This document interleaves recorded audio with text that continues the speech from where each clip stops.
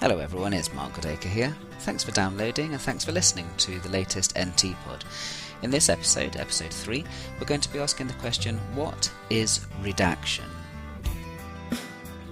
Now the reason that this has been on my mind is that in the UK news recently there's been an awful lot about MPs' expenses, and when finally the MPs' expenses were officially published, they were published in what a lot of newspaper reporters were calling a redacted form. And what happens is that the expenses aren't seen in their full details. Key parts are redacted or blanked out with black pen, a kind of censoring service.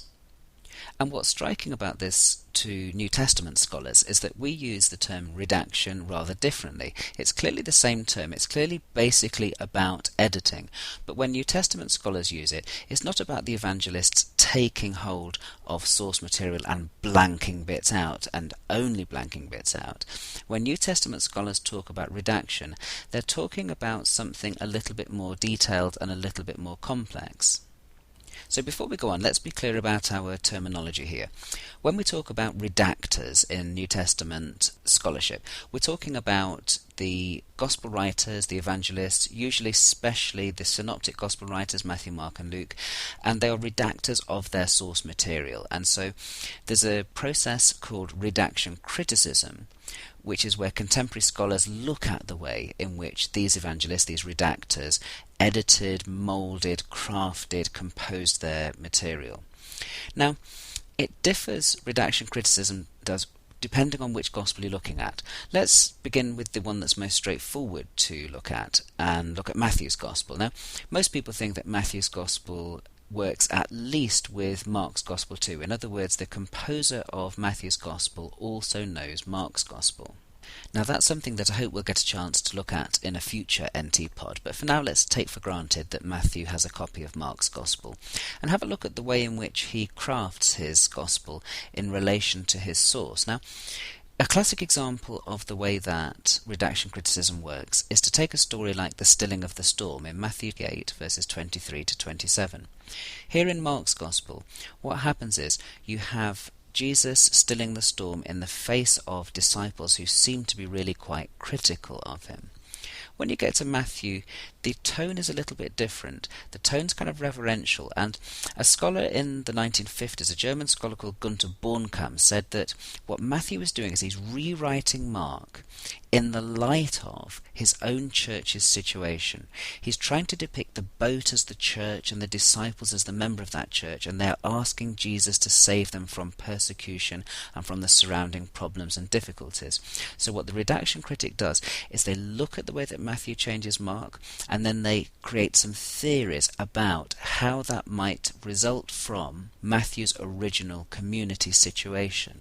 When we look at Luke's Gospel, things are quite similar.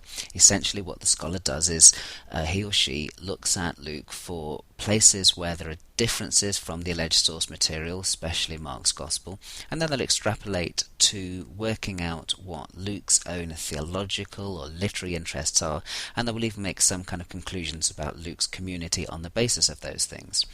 Where things get a bit more tricky, of course, is when you get to Mark's Gospel, because if Mark is the first Gospel, then we don't have any of Mark's source material.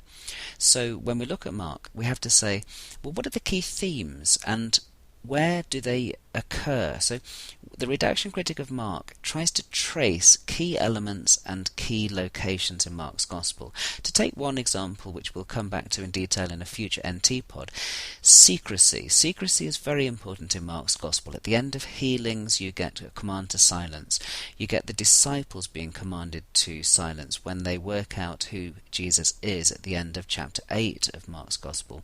You get Jesus telling the demons to be quiet repeatedly in Mark, and you also have what's called the kind of parable secret. So you have the secrecy theme over and over again in Mark's Gospel. So the redaction critic says this is something of a key redactional interest of Mark.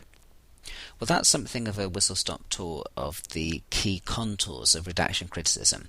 But does it work? What's wrong with it? Well, I think there are a couple of problems with redaction criticism. I'll list two of them. One of them is that in recent New Testament scholarship, there's been some real skepticism, and it comes especially from scholars like Richard Borkham. Skepticism about the idea of recovering the evangelists' communities. What happens is people have been rather casually imagining that we could get direct access to the evangelists' own communities just by looking at little details in the text. And one of the problems with this is that it could be that the Gospels shouldn't be seen as being written to narrow communities, but should be seen as being aimed at all Christians, or at least at a wider group of early Christians. Well, that's one possible problem with redaction criticism. Another one relates to the tendency of redaction critics to stress far too strongly the material where things differ. So, in other words, people get really concerned about where Matthew differs from Mark, and they don't spend enough time looking at where Matthew retains key material from Mark. And the thing is, when people use sources, quite often the material that they retain is just as important as the material that they change. So what happens is that we tend to think that Matthew's interests, just to take him as the example, are all contained within the new material, within material that he adds to Mark. But actually sometimes he might see something in Mark and think that's just the thing and copy it out word for word because he thinks it's just the thing. In spite of these problems, though, I must admit to remaining a fan of redaction criticism.